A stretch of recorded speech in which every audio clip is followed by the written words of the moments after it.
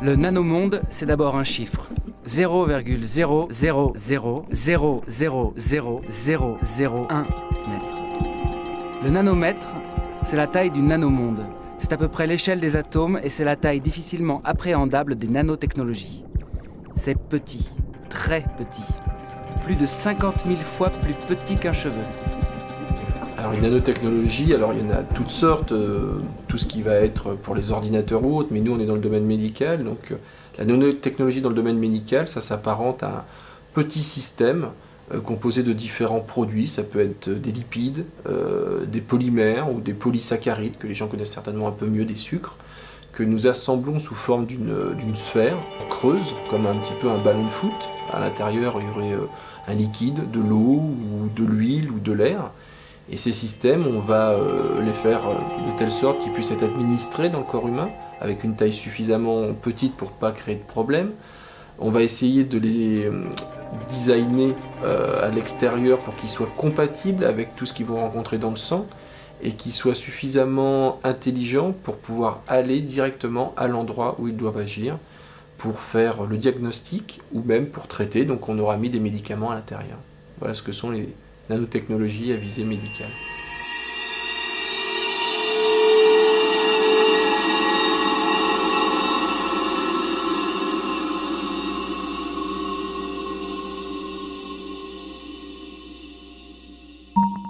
Donc au niveau de la préparation des nanoparticules, on a mis dans le vial des polysaccharides que nous avons solubilisés avec un acide.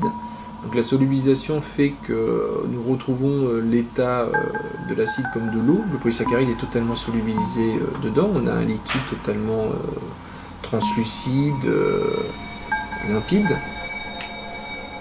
Nous avons ensuite ajouté un deuxième composé qui est un oxydant. Donc c'est un composé qui est une solution jaune.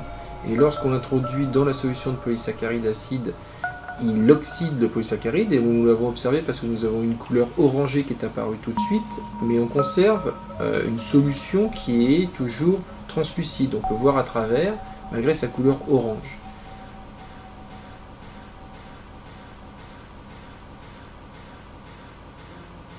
Puis nous avons ajouté un monomère qui est une colle chirurgicale hydrophobe et lorsque nous l'avons introduit, ça a formé des gouttelettes hydrophobes dans l'eau, donc une émulsion. Et ces gouttelettes se sont petit à petit intégrées dans le milieu pour faire plus qu'une seule phase. Et tout le processus d'élaboration de la nanoparticule est arrivé, où nous avons perdu la couleur orange, nous sommes arrivés sur du jaune, et la turbidité est apparue pour faire un liquide qui devient une suspension opaque, et pour finir avec, comme nous l'avons vu au départ, une suspension laiteuse correspondant à la fabrication de milliards de nanoparticules dans l'eau. Ça c'est de l'eau. Des nanoparticules qui font environ 100 nanomètres de diamètre à une concentration donnée. Des nanoparticules à la même concentration mais qui font 200 nanomètres de diamètre.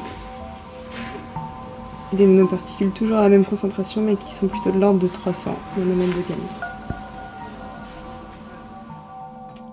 La composition de ces systèmes pour des visées médicales sont souvent faits avec des matériaux biocompatibles la plupart du temps pour qu'on puisse les administrer facilement, qu'ils puissent se dégrader dans les fluides biologiques et pas de créer de problèmes de toxicité. Nous utilisons beaucoup les polysaccharides. Donc les polysaccharides, ce sont des sucres, des gros sucres. Donc nous en utilisons tous les jours dans l'alimentation. Et nous les formulons de telle sorte qu'ils puissent faire ces fameuses sphères ou capsules. L'utilisation principale de ces nano-objets, nanosystèmes, sont de deux sortes, soit pour diagnostiquer les maladies, pour qu'on puisse les visualiser avec un appareillage de visualisation, l'échographie, la résonance magnétique nucléaire ou autre, voire de traiter.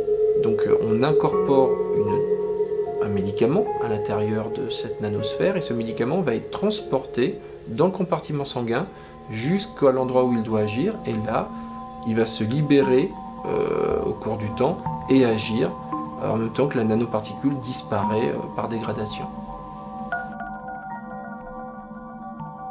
Finalement, c'est un principe relativement simple de clé et de serrure. Dans un premier temps, on enferme un médicament dans un nano-objet. Ensuite, la couronne extérieure de l'objet est fonctionnalisée chimiquement. Grâce à cette clé, le nano-objet est capable de reconnaître la cellule pourvue de la bonne serrure et de s'y greffer en libérant son médicament. Cette technique encore expérimentale prendrait bonne place dans la médecine du futur. On va dire que la pathologie exprime une serrure et qu'on va chercher la clé qui va permettre d'ouvrir cette serrure, tout simplement. Donc ça peut être un composé chimique ou naturel, voilà, une protéine, un polysaccharide, quoi que ce soit, mais il faut que ce soit la clé de la serrure exprimée par la maladie. Quant à la nanoparticule elle-même, lorsqu'on l'a injectée, son objectif est de trouver la maladie, de la diagnostiquer, de la traiter s'il faut, et ensuite de disparaître. Ça ne doit pas rester dans le corps humain. On aura beau faire tout ce qu'on veut pour que cette nanoparticule soit la plus biocompatible possible, ça restera jamais quelque chose qui est du soi pour le corps humain. Et le corps humain fait tout pour éliminer le non-soi. Donc plus vite elle quittera le corps humain, plus vite le corps humain se portera mieux. C'est un processus qui a une très belle histoire, ça remonte à très, très loin, si on part à l'origine de la formulation d'un médicament. Donc là, on est quasiment au début de notre ère. Et ensuite, on a eu un médecin génial, le professeur Paul Ehrlich, qui a eu l'idée d'une balle magique. Cette idée géniale du professeur Paul Ehrlich, prix Nobel de médecine, père de la chimiothérapie, qui s'est dit, en regardant un opéra romantique de Karl Maria von Weber, Der Freischütz, dans l'histoire, c'est cette fameuse balle magique qui est dans l'opéra, c'est ça l'idée. Voilà, qu'est-ce qu'on s'embête? On donne des médicaments aujourd'hui, des drogues en grosse quantité parce qu'elles passent partout, on en perd plein, elles sont métabolisées et peu arrivent sur le site. Il faut arriver à créer une balle magique dans laquelle je mets la drogue et qui, elle, va circuler, ne rien libérer là où il ne faut pas et aller directement sur la cible et tuer la cible. À l'époque, on est dans des cancers, etc. Ce qui n'est pas notre cas dans les maladies cardiovasculaires. L'histoire, c'est ça. Et il nous a fallu un petit siècle, un peu moins, parce que les nanotechnologies sont apparues au milieu des années 65 pour les liposomes, aux années 80 pour les nanoparticules polymères, les nanoparticules intelligentes, on va dire début 2000, et puis ensuite tous les processus pour arriver à aujourd'hui espérer faire des essais cliniques.